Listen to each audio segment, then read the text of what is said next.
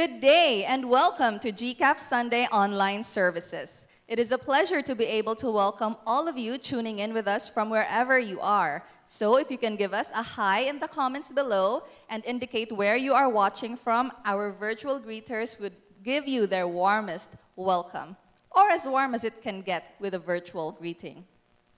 Now, if you are a parent or have little children at home, we invite you to download Kids Central Home Edition, a parent's guide to teaching Sunday school at home with your children. The download link can be seen in the caption of this video below. As we are about to start, allow me to read to you God's word from the book of Psalm in chapter 95. Come, let us sing for joy to the Lord. Let us shout aloud to the rock of our salvation. Let us come before him with thanksgiving and extol him with music and song. For the Lord is the great God, the great King above all gods. Let us pray. Father, we praise and worship you for giving us another day to come together as a family, as a church to worship you in spirit and in truth. We pray, O God, that you will prepare our hearts, prepare our minds, enable us to see and hear your word, O God. Enable us, Lord, to apply what we have learned from your preaching this morning and guide us in the weeks to come. In Jesus' name we pray, amen.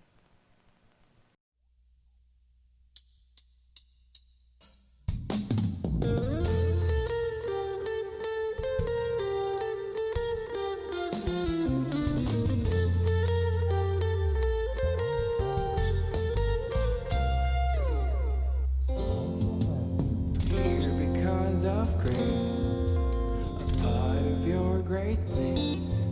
We have come to seek your face, and to wonders of your hands. And yes, we need your touch, but you're giving us so much.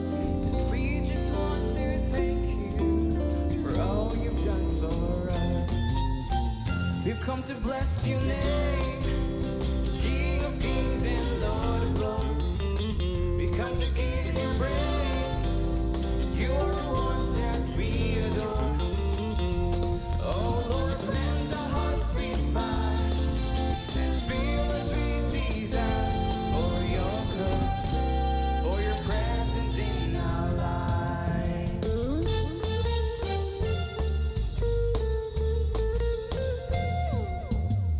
Lord, you've made a way because of your great love. Let our hearts are filled with praise for all that you have done. There is none like you, so faithful and so true. And we just want to thank you for all you brought us through. We've come to bless your name, King of kings and Lord of lords. We've come to give you praise. You're the one that we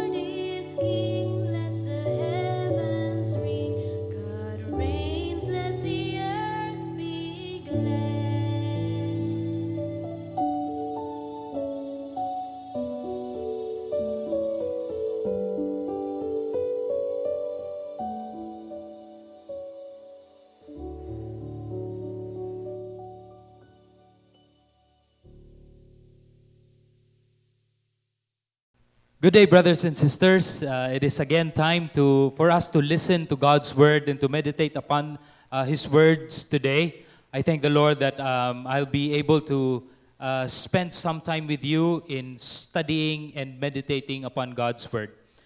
Today, I titled our message as the blamelessness of Christ, the blamelessness of Christ. And we are now in Matthew chapter 22, verses 15 to 22. Matthew 22, verses 15 to 22. And I hope that as you are sitting there in wherever you are, in your homes, I also ask that you bring with you your Bibles and open it with me in this beautiful story in Matthew 22, verses 15 to 22. As we will be diving into it and asking for the Lord to give us wisdom in order for us to see and apply His truth in each of our lives. One of the things that the Lord has allowed me to do in the ministry was in the area of ministering to the uniformed men. I had the opportunity, few opportunities wherein I was able to serve the Lord through serving our men in uniform, especially in the area of the police.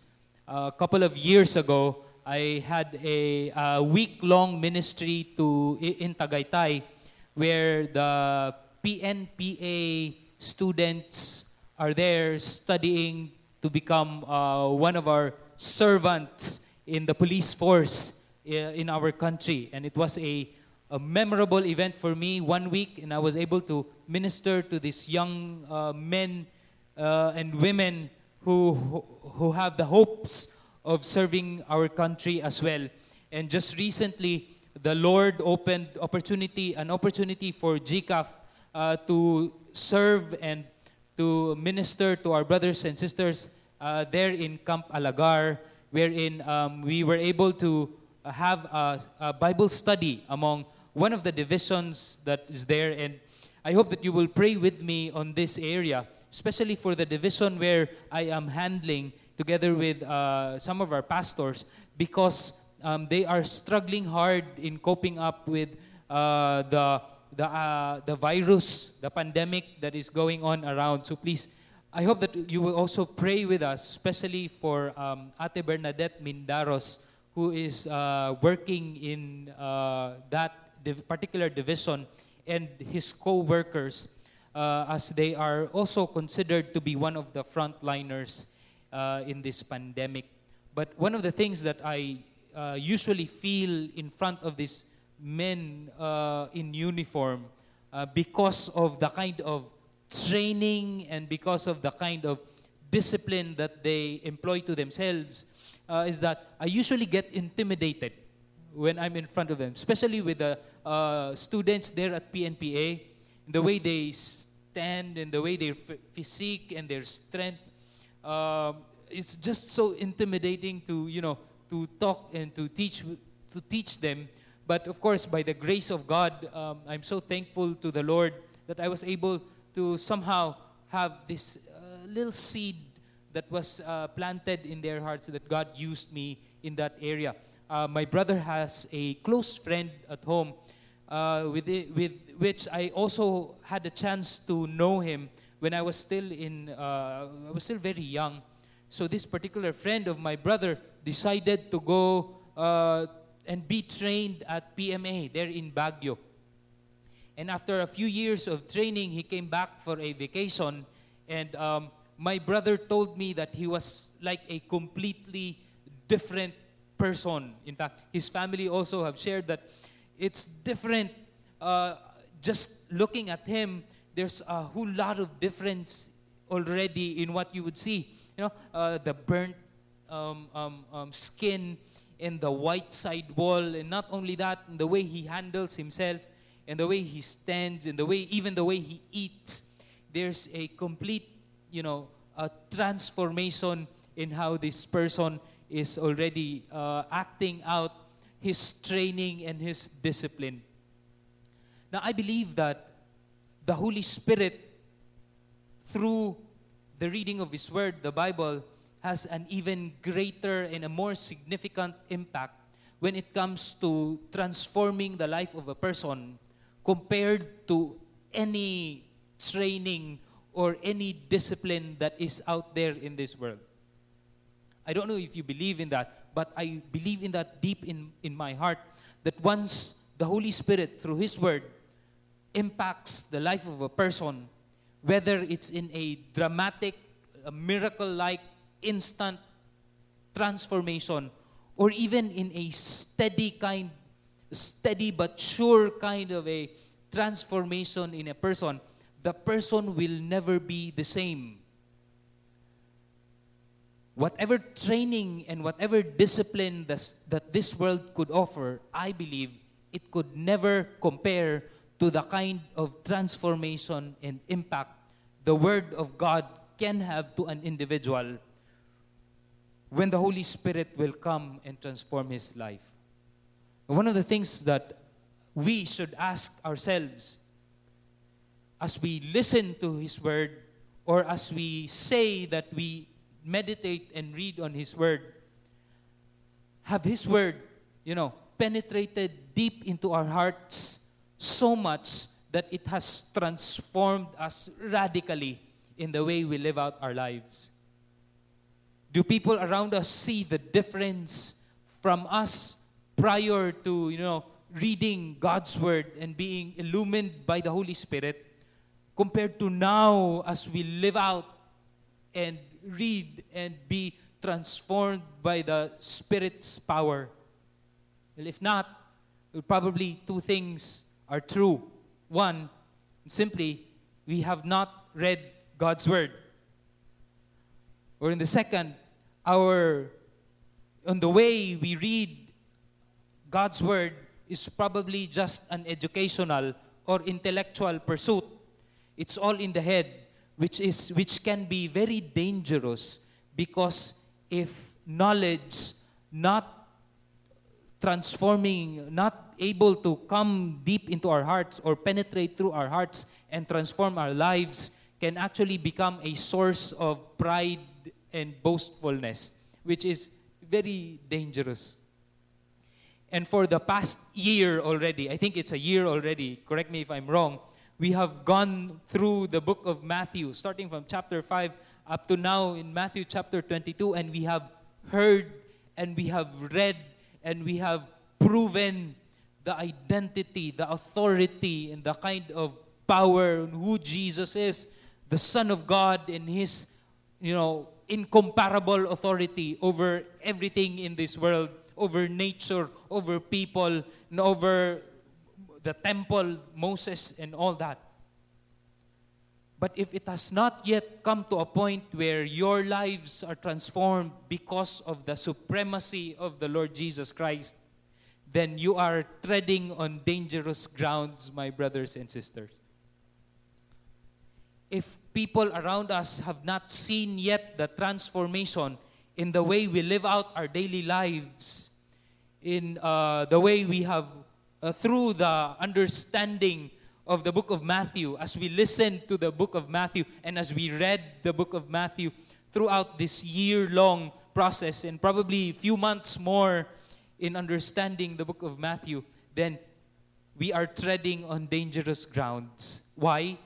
Because this is the ground where the Pharisees, the religious leaders, and even our guest for tonight, the Herodians, are treading on. They have tested Christ. They have investigated Christ. They have followed Christ in every angle of His ministry. But yet, the things that they have understood and they have found out about who Christ is was all in the mind, and it has never transformed or penetrated deep in their hearts, which should cause their submission and the transformation of their lives for the Lord Jesus Christ. And I had many chances of sharing to you some of the traps that these Pharisees have gone through or did to the Lord Jesus Christ. Let me just put them into 5 different traps that they laid out for Jesus Christ. In Matthew 12 and 15, we have read and we have listened to the preaching about their morality trap. I call it morality trap, talking about, the Sabbath and all that, where they laid a trap and tested the Lord Jesus Christ. But yet, Jesus came out all the more, his character and his authority being preached all the more to people around because of the fact that he passed the test, and he trounced the tests of these Pharisees. The second was in the area of what I call the identity trap. That's from the Pharisees and now with the Sadducees in Matthew 16, where they asked Jesus to show us a sign, Jesus. Show us a sign. There was also another trap where the Pharisees, again, so this is really the number one enemy of Jesus, the Pharisees, because they are the ones who's putting out traps and tests for the Lord Jesus Christ. And I call this as the legislative trap of the Pharisees in Matthew 19, where they talk about the law of Moses. And there is also the religious trap. A couple of weeks ago, we talked about this, where it was now the priests who came to Jesus.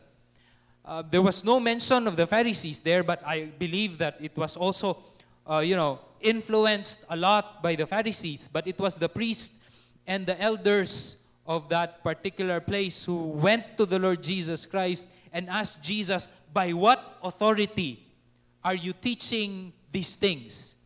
This was a religious trap, but every trap that these Pharisees, the Sadducees, and the priests would lay down to trap the Lord Jesus Christ would every time fail, because they are trapping the King of Kings and the Lord of Lords. No one can do that. And this day we will be talking about another trap once again. Well, this trap is, of course, the source of this will be the Pharisees. And I call this trap as a political trap, which I believe is one of the most genius trap of the Pharisees. And during this time, they brought with them some guests, the Herodians. Matthew 22:15, verse 15 to 16 says, "Then the Pharisees went out and laid plans to trap him in his words," to trap Jesus in his words. They sent their disciples to Jesus along with this group of people, the Herodians. Now, this is very interesting because when you look at this, the Pharisees and the Herodians are actually political rivals. They can't see each other eye to eye. They have different agendas and different polarizing, focus when it comes to politics. Now, let me just show to you the big differences of these two groups. The Pharisees versus the Herodians. The Pharisees, they value the law of Moses. They live out the law of Moses. That is their life.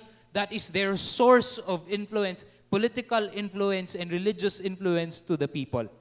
They also believe in the Messiah, but a different kind of a Messiah, a political kind of Messiah, a Messiah that would rule politically as if a king and would drive out the Romans and would one day, these Pharisees are looking forward to the restoration of David's kingdom, wherein the Messiah will now be the ruler or the king, and the kind of influence that David had before, wherein David and even Solomon was like a superpower during that time in the way that they led or they built their kingdom. They are looking forward to that. They are looking forward to that kind of a Messiah.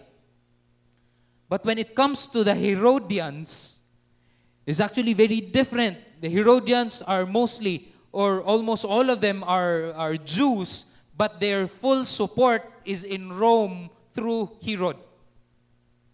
From the name Herodians. Their full support is for Rome through Herod. And not only that, they seek to spread the Hellenistic culture or the culture of the Greek, which Alexander the Great have spread to every kingdom that he conquers. Not anymore the culture of the law, no, the Moses law, the Jewish culture. Not anymore. The Pharisees hates that. The Hellenistic culture, they hate that. Not only that, these Herodians look forward to the supreme rule, not of the Messiah, nor the David-like figure, but the supreme rule of Rome through Herod. So you see, they are polar opposites when it comes to politics.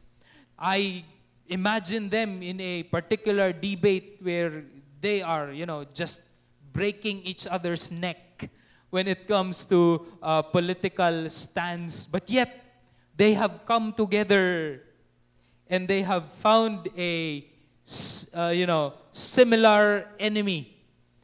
They have now found something that unites them, and that is Jesus Christ. As what they have said, the enemy of my enemy is my friend. Now they have become friends, and they were able to put aside their huge differences in order to defeat this similar enemy in their eyes. Now there's this lure. No? In every trap, there is a lure. When you try to catch a shark or a fish, you try to lure them with, blood. Or if you want to catch a duck, hunters would usually lure them with a sound of a duck, or probably a scent of a deer, or whatever that is. So this was the lure. I call this part the lure. Matthew 22:16b. They said to Jesus, "Teacher, we know that you are a man of integrity, and that you teach the way of God in accordance with the truth, and you are not swayed by others because you pay no attention to who they are."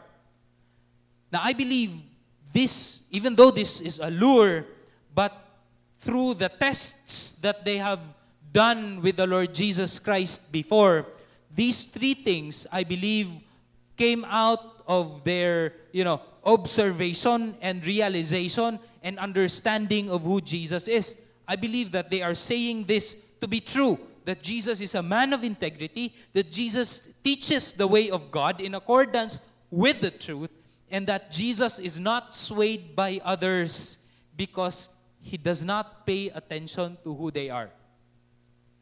I believe that this comes out, true to how they have seen and understood who Christ is.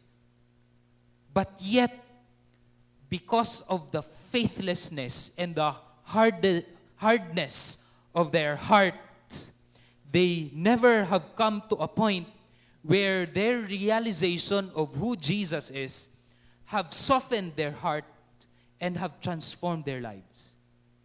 You see how dangerous if we seek God as if it's an intellectual pursuit or an educational pursuit.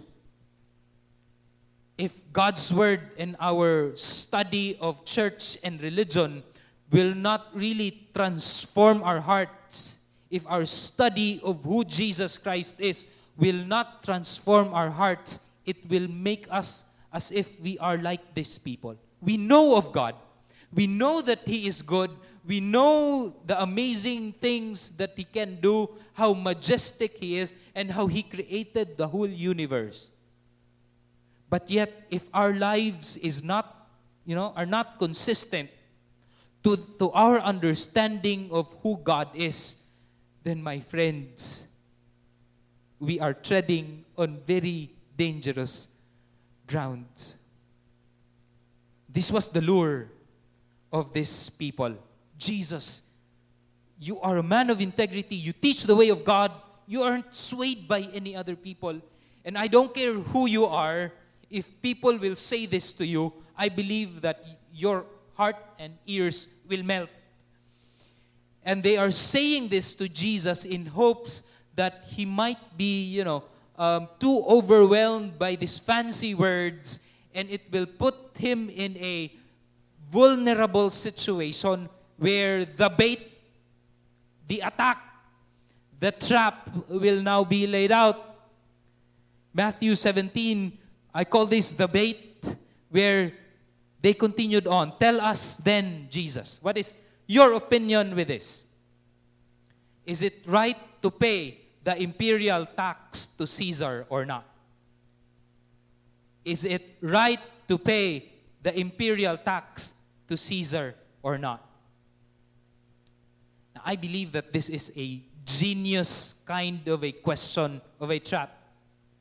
Now you will see here, I know that the Pharisees and these Herodians have spent strenuous and back-breaking debates on this particular topic.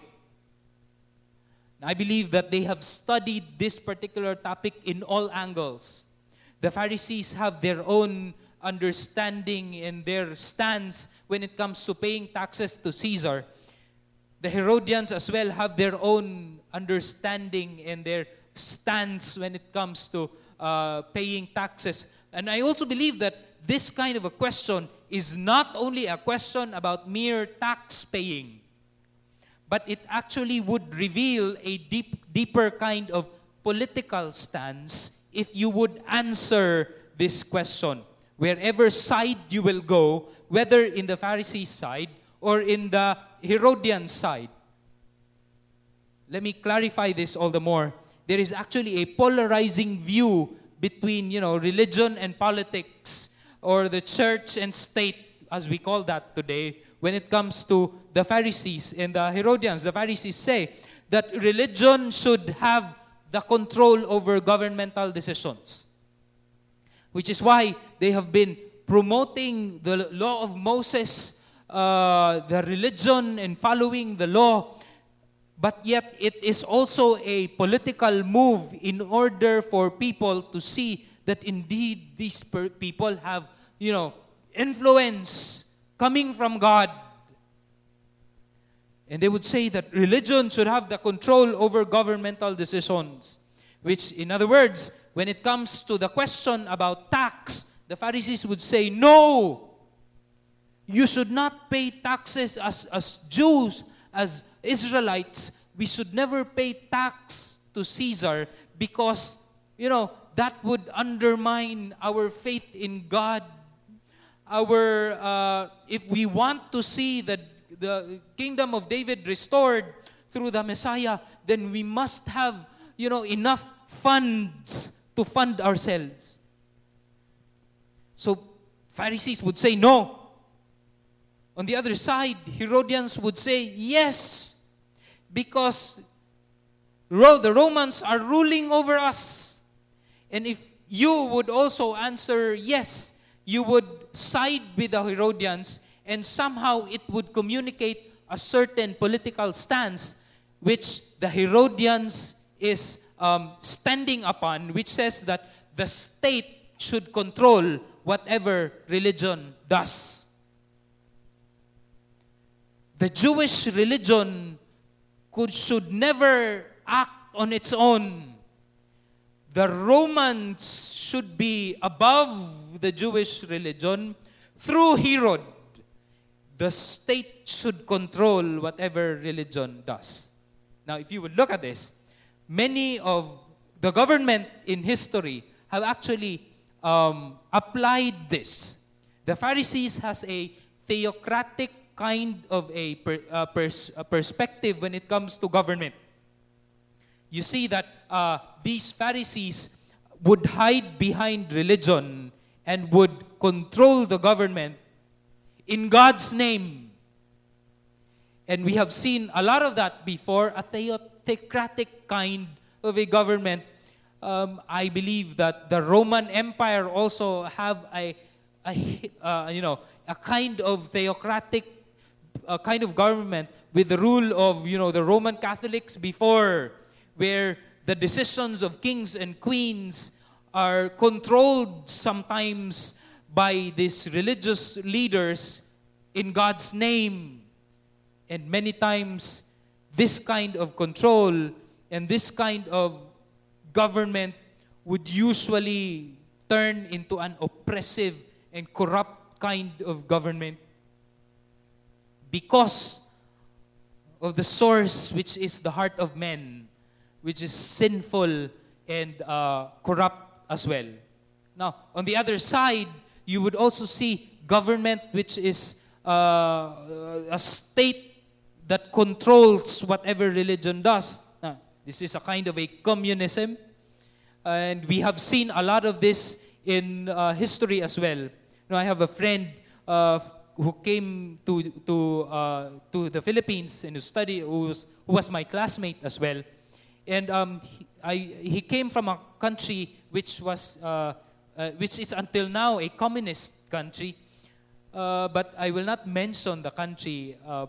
But he said to me that in their country, although the Christian and Missionary Alliance is allowed, but yet the religion is controlled by the state.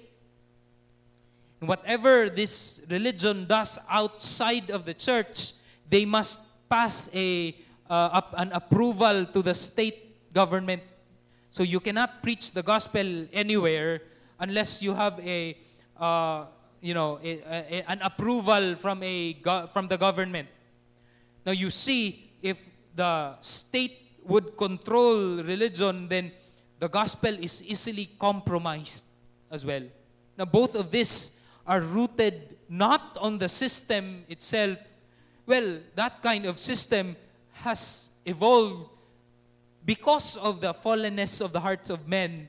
And the reason why there is totalitarianism and oppression and corruption everywhere, and the source of that again is the sinfulness of the heart of man. That's just how depraved we are. Now Jesus was asked this seemingly simple question, but yet I would say a very genius kind of a trap, that if he answers no, then the Jewish people would, the Romans, if Jesus would say no to paying taxes, then the Romans would have an opportunity to jail or even kill Jesus for rebellion or treason. And if he would say yes, then he would lose his position among the people, which would now make him then vulnerable to the Pharisees. And the Pharisees can attack him, whether it's by imprisonment or death. So this is where Jesus is in this particular question. But then again, the reply of our, Lord and our God, the King of Kings and Lord of Lords, who is our infinite God, Jesus Christ, it's more than just genius. And he says these words in Matthew 22:18. But Jesus, knowing their evil intent of these two groups, he said these words, "You hypocrites, why are you trying to trap me?" Then he said these words, "Show me a coin whose inscription is in that particular coin." And a person came running, and then he gave it to Jesus. They looked, a denarius was there. And he says, "Who's the inscription of this particular denarius?" These people says that it's Caesar's. That's the prescription, the image, the inscription or the image in that particular coin. And Jesus said these words, verse 21. Then he said to them, "So give back to Caesar what is Caesar's, and to God what is God's."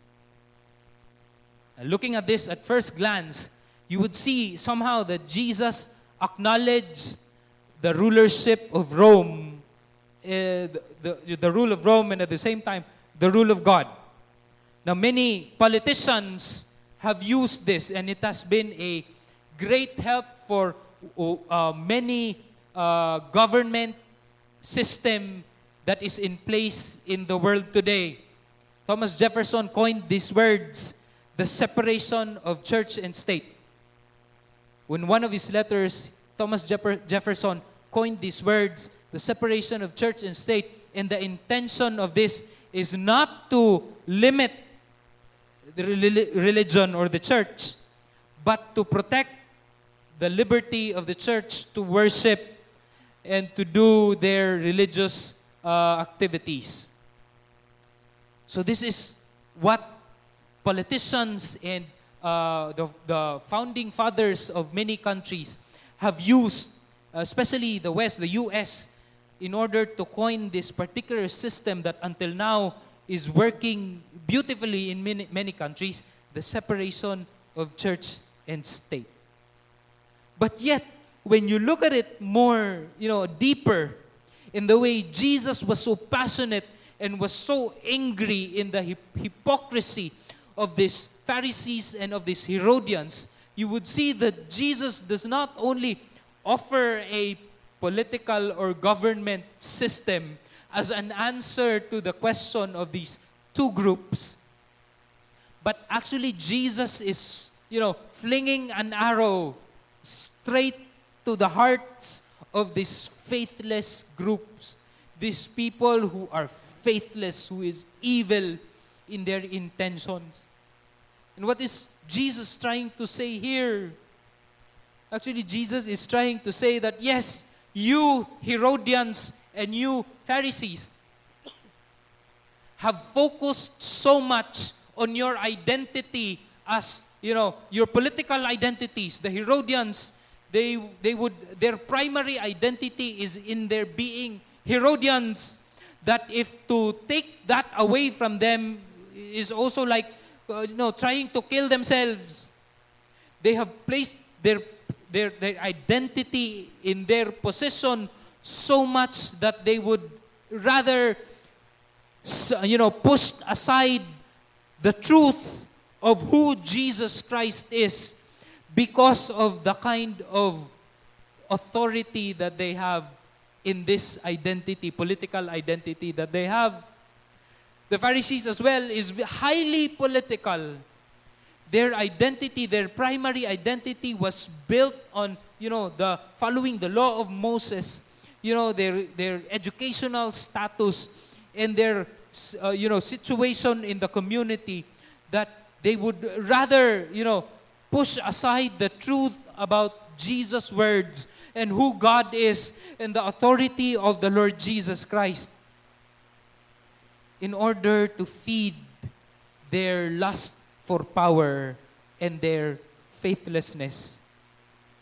You have lived out your lives for your political stance, for your influence, for your power. That's Caesar. But yet, you have forgotten God. You have neglected God. You have neglected the King of Kings, the Lord of Lords. You have neglected the incarnate God, that is the Lord Jesus Christ, because they have seen Jesus. They have heard of Jesus. They have tested Jesus so many times. In fact, the words that they have just said before, clarifies or proves what they have, found out about Jesus, that he's a man of integrity, that he teaches the word in accordance to the truth. But why has it not changed their lives, the teaching of Jesus? More than just offering a government system for these two groups, Jesus is actually attacking their faithlessness, the kind of evil that they have in their hearts and their intentions, that they are totally, evil and depraved kind of people because of their sin, because of their greed and their selfish idolatry.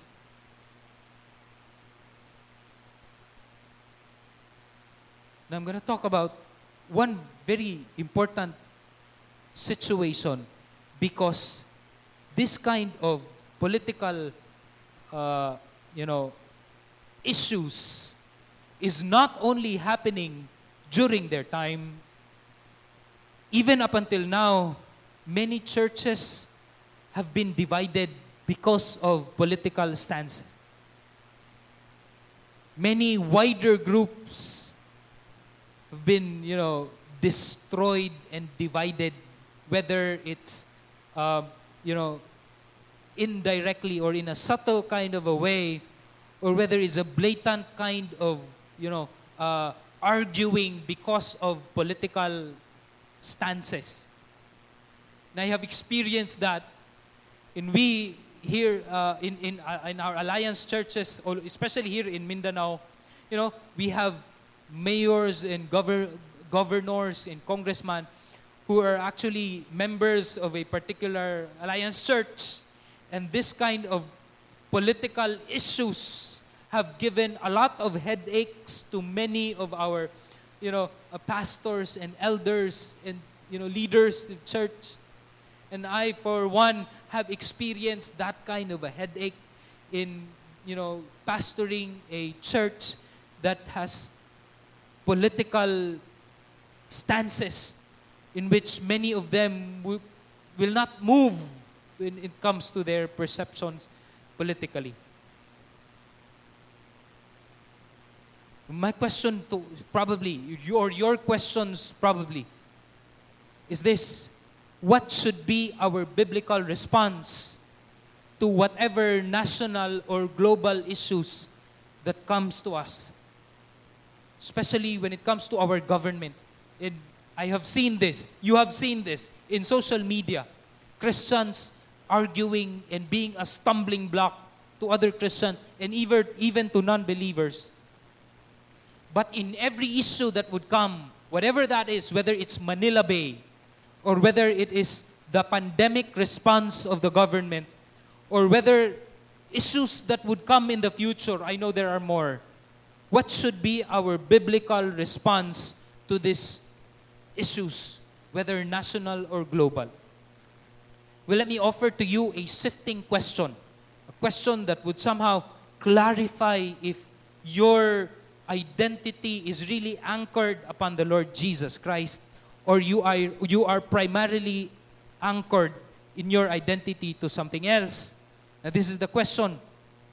If there is an issue that would come, whether national, global, whether it will affect you directly or not, will my response, what I am thinking now as a response, whether to put words in the social media or to go out and join, with big placards against the government, will this response convey that my primary identity is in Christ? So you ask that question every time you have a heart response or an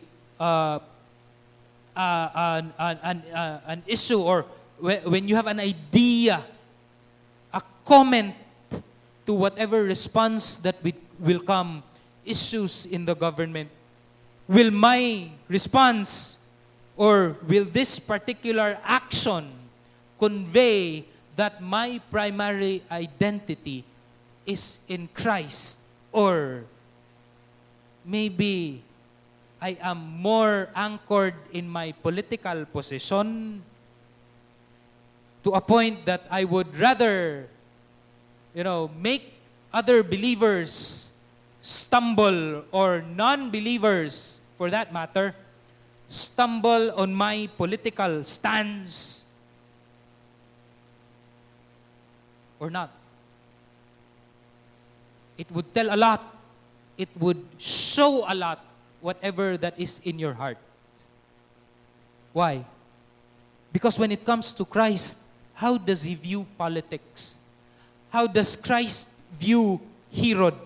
In Luke 13:32, Jesus actually called Herod a fox.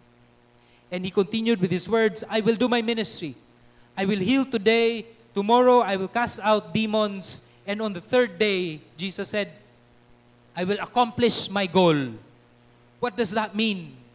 Jesus is trying to say that, yes, Herod might be cunning, witty, but his actions and his political affiliations, or whatever he is doing in the government, will never give me or take me out of track, will never distract me when it comes to my mission, when it comes to my to what the Father wants me to do.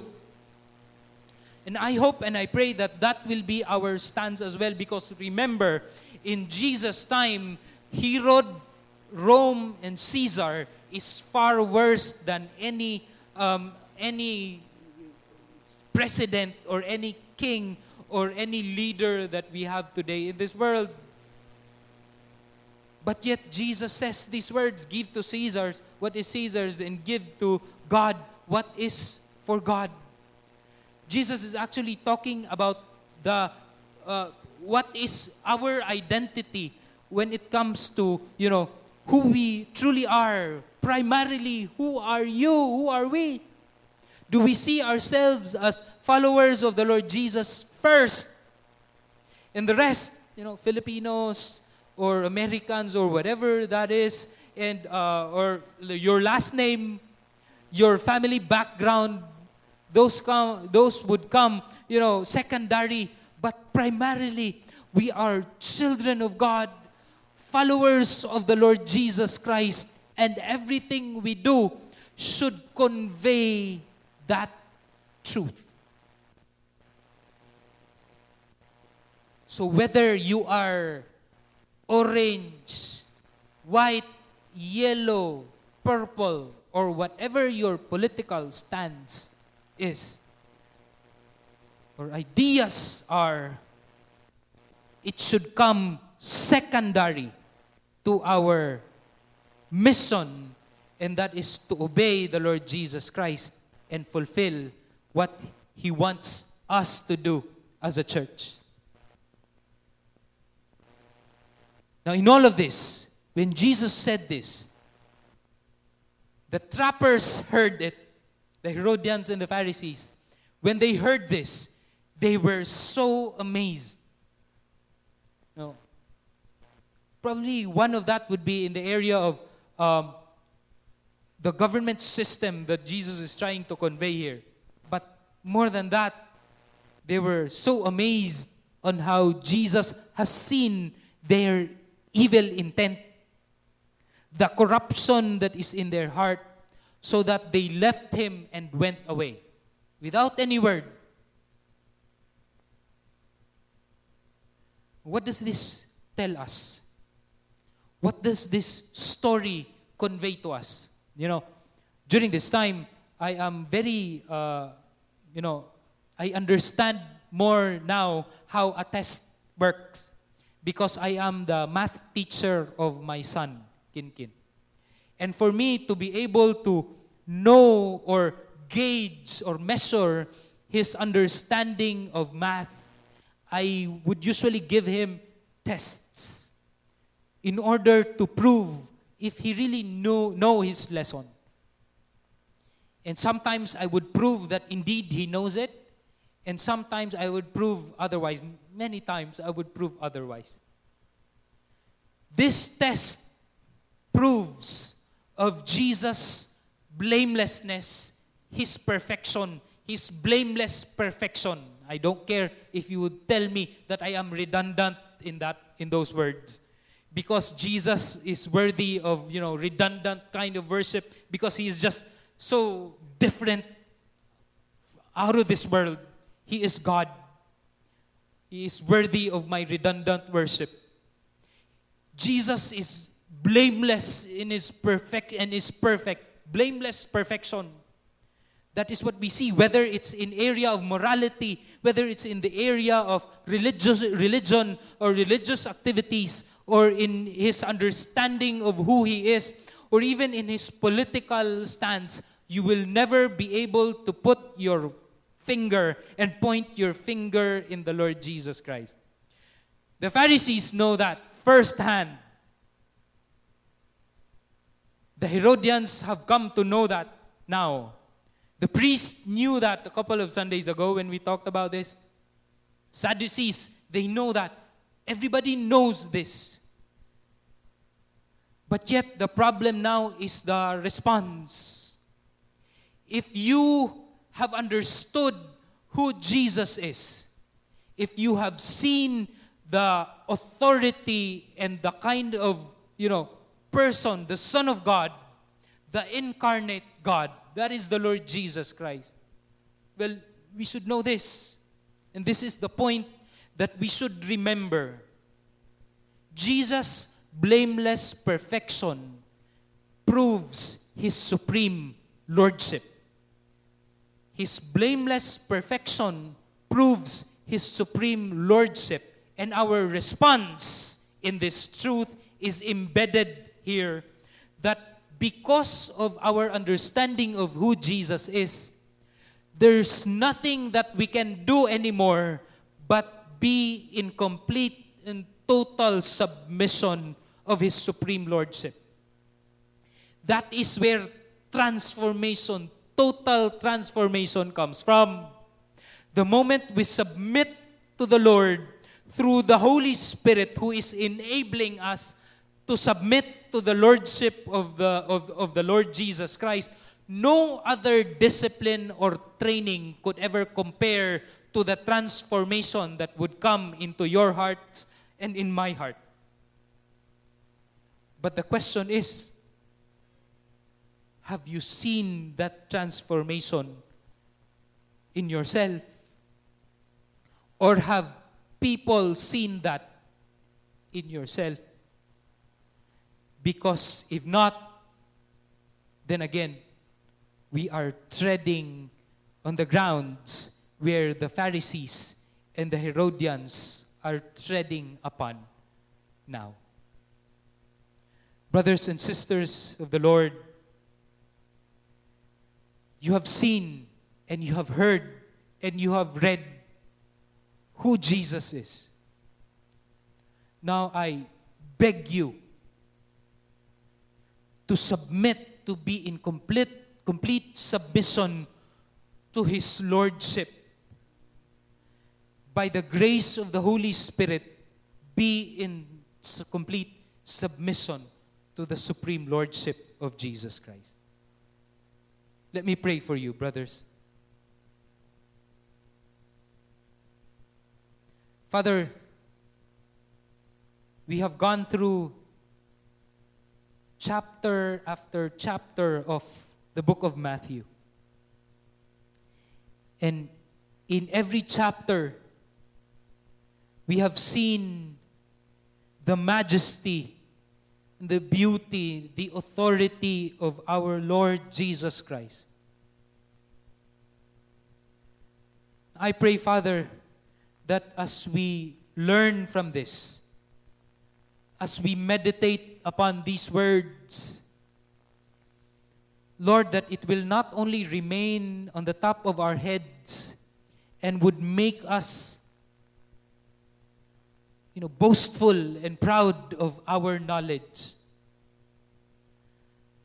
I pray that it will really penetrate deep in our hearts, that it would cause transformation to occur.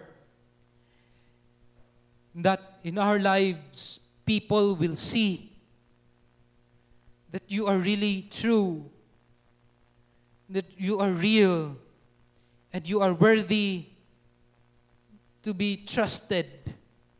You are worthy to be worshipped. Lord, we pray that our identity will be anchored in the Lord Jesus Christ alone.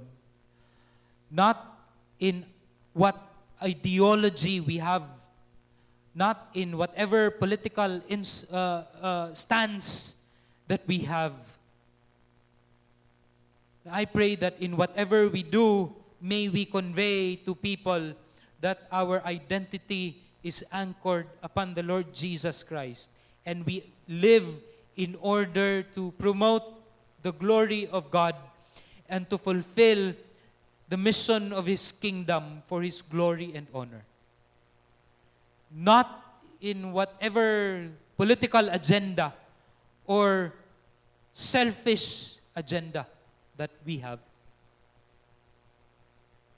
May we experience genuine transformation in our hearts. In the mighty name of Jesus we pray. Amen and amen. Today is the first Sunday of the month and has been our tradition here we celebrate the Lord's Supper together. And again, for the several months that have passed by, we have been doing this virtually.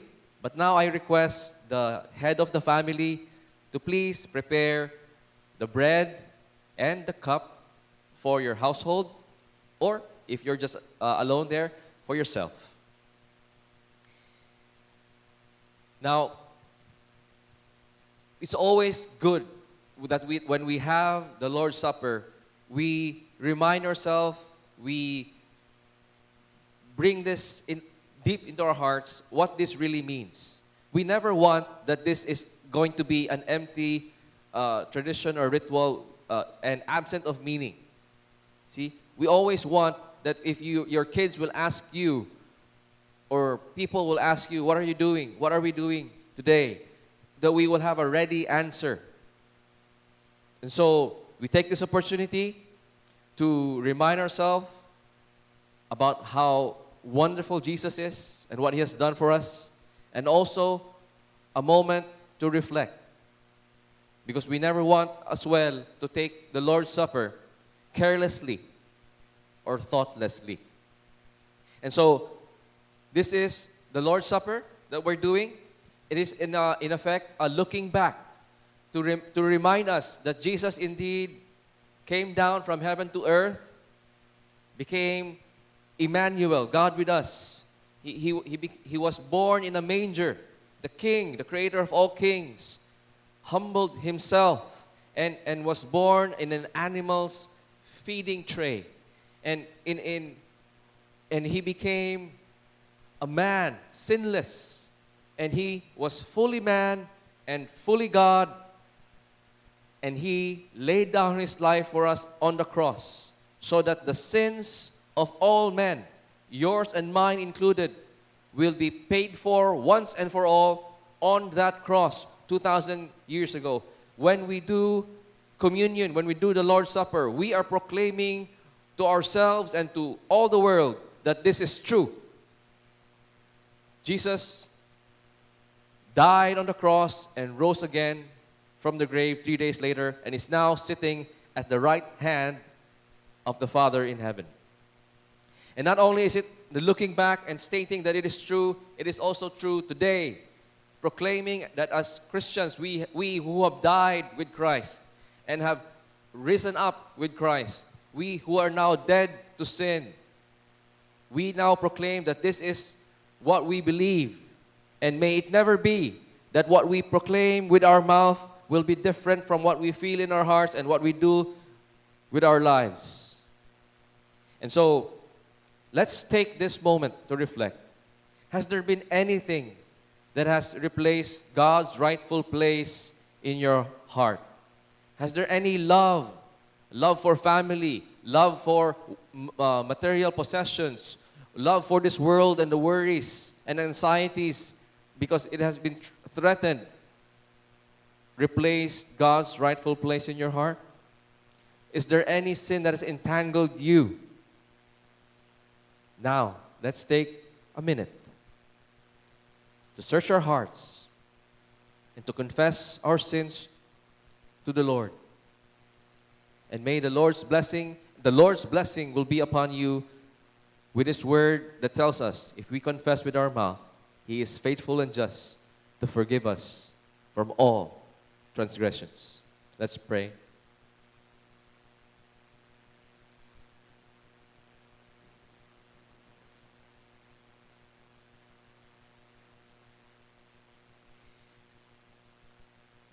The Lord's communion, the Lord's Supper, is also a looking forward. We proclaim that we will do this. Christ is returning. When we do this, we're saying, Jesus said He will come again. And when He comes again, Judgment Day will happen. And the saints will be glorified. And we will all then see each other in paradise, forever and ever worshiping our God, where there will be no more tears and no more sorrow. And now I read to you the word of our wonderful God. In 1 Corinthians 10, 16 to 18. Sorry, 1 Corinthians 11, 23 to 26. For I pass on to you what I received from the Lord himself. On the night when he was betrayed, the Lord Jesus took some bread and gave thanks to God for it. Then he broke it in pieces and said, "This is my body, which is given for you. Do this in remembrance of me." Let us all eat the bread together.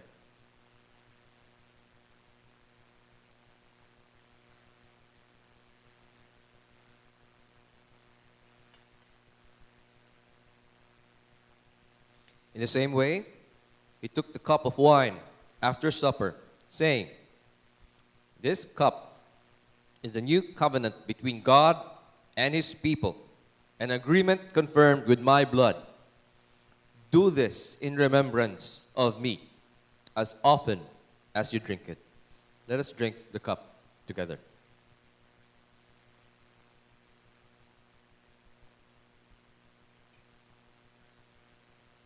For every time you eat this bread and drink this cup, you are announcing the Lord's death until he comes again. Blessed be the name of our living God.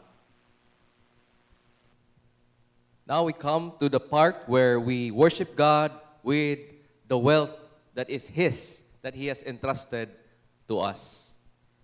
But before I challenge you to offer your tithes and to give your offerings to our God. I ask this question, no? Because this question is always asked every generation. Do we have to? Do we have to do this? Akala ko kasi, di ba, na we don't, the law, because tithing was established in the Old Testament, so there are some of us who understand that it's the Old Testament, New Testament Christians, it no longer applies to us. And so the reality of the wonderful reality that we have as living in the New Testament times is that indeed we are no longer saved by keeping the law. See, salvation does not come to us by doing good things, by obeying the law. That's not how God saves us. We are saved by grace, God's grace of sending Jesus Christ to die for us on the cross. We are saved then by his grace, and all we need to do is believe in Jesus' complete work on the cross. That's it. Tithing and offering does not save you. So what's the point? Why do we need to tithe and offer and give offerings? I'll give us a few reasons. First is that Jesus himself said to us in Acts that it is better to give than to receive. So there is now a people freed from having to do this, but a people who will joyfully and cheerfully still do this from the gladness of heart, because we are freed people, freed from the bondage of sin. We have been set free. And so, why go back to slavery, which is the love of money, which is trying to hold on to wealth and say, I don't want to give because I have so many concerns. I don't want to give, right? We would basically be saying, this is our money, not God, and we would develop instead ungrateful hearts. We would instead become bondage, enslaved to our wealth. So let us be free from the love of money and give to God what is still his anyways. Jesus said this comes as well with promises and promises of great blessings. Joy, free from the love of money. And so, as New Testament Christians living today, we are not bound by the tithe or the 10% we should instead give more than 10% because we are set free. There's no limit anymore. And our God is able to give all that you would ever need. He is sufficient. So now I ask all of you to trust God with your wealth and to give your money as an act of worship.